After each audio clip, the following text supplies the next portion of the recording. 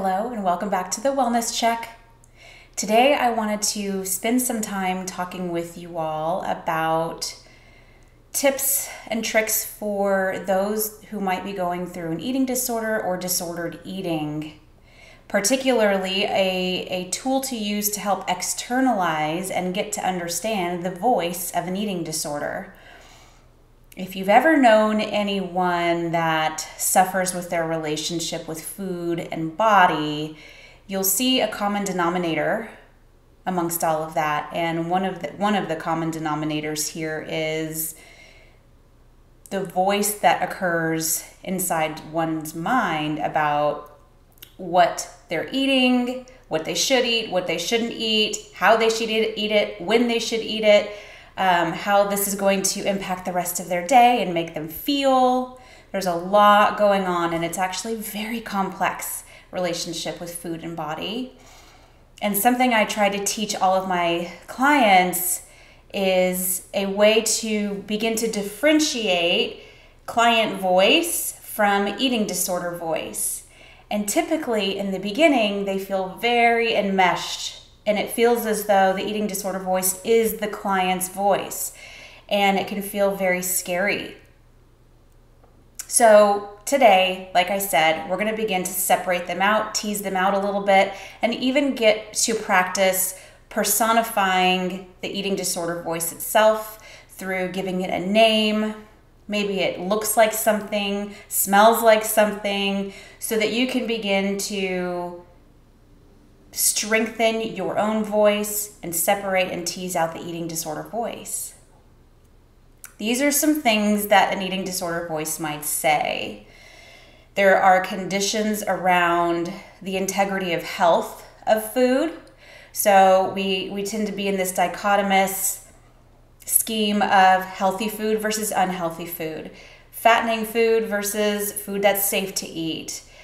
Good or bad. These are all things that we say to ourselves when we have a relationship with food and body that needs some work. So inside our minds, in our psyche, we're constantly battling with, what should I do? I'm hungry. How should I eat? When should I eat? What should I eat? And eating disorder voice has a way of creeping in and saying, you shouldn't eat that. That's bad for you. You shouldn't eat that. That's going to make you gain weight. And then it even gets really personal into the body image itself, attacking self-esteem and self-worth, making one feel really self-conscious about body image, right? So now maybe we're really checking ourselves and our clothes, making sure things are fitting the right way. We're avoiding mirrors. We're avoiding social gatherings. All of this is a cycle that has to do with the voice of an eating disorder. This is the first step in being able to detach client voice or your voice from an eating disorder voice.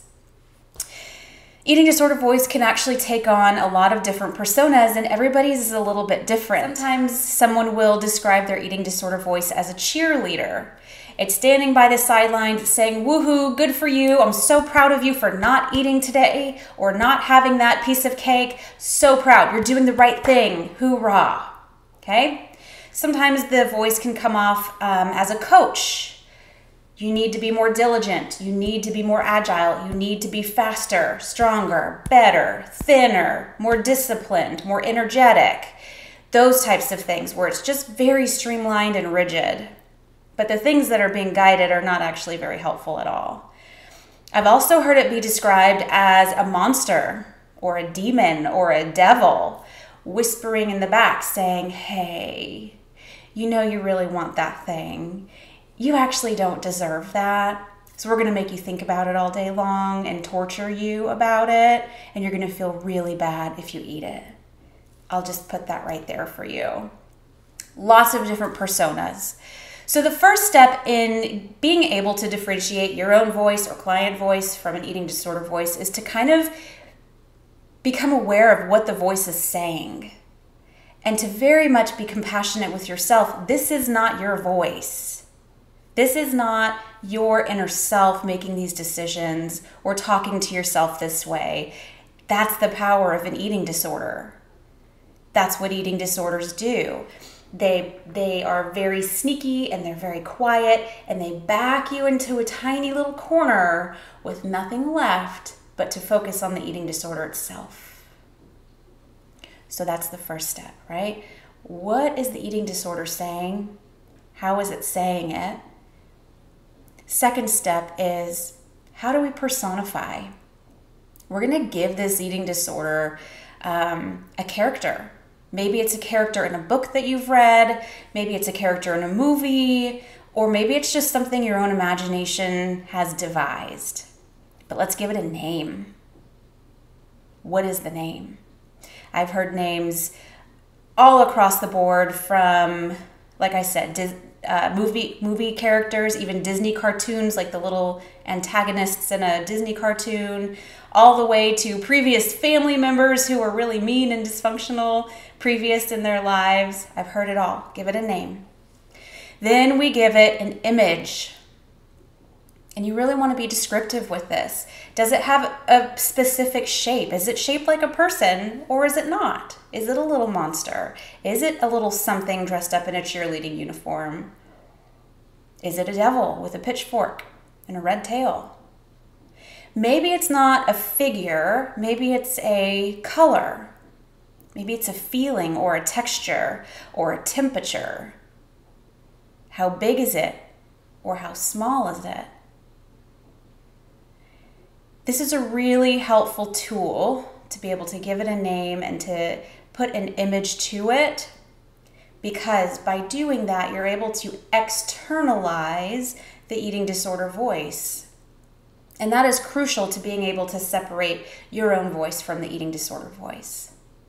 Once you're able to start your day and say, ooh, I recognize those negative critical thoughts. I recognize these. I know exactly what this is.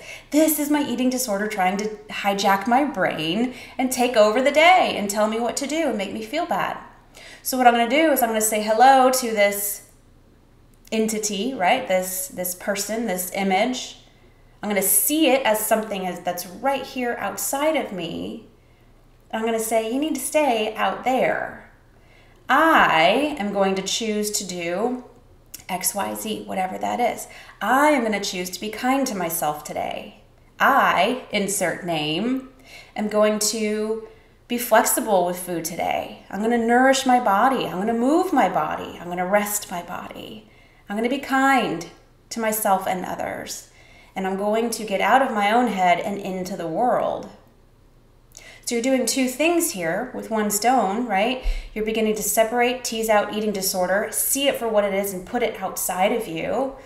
And you're also really strengthening your own voice, which is very important in the recovery of an eating disorder. So this is just a simple trick to get you started if you are looking at recovery, or if you are struggling with your relationship with food and body, if there's an eating disorder or disordered eating happening. Let's get it from here out. Let's strengthen your own inner voice, and let's give it a persona, a name, an image, something that we can talk to, and keep it out and put it in its place. Let me know if you decide to practice this, how it goes, and leave your comments below if you wish to share. And if you want to see more of these videos, I am more than happy to go into detail about how to do these things and lots of other tips and tricks for recovery of an eating disorder or relationship with food and body image, all of those things.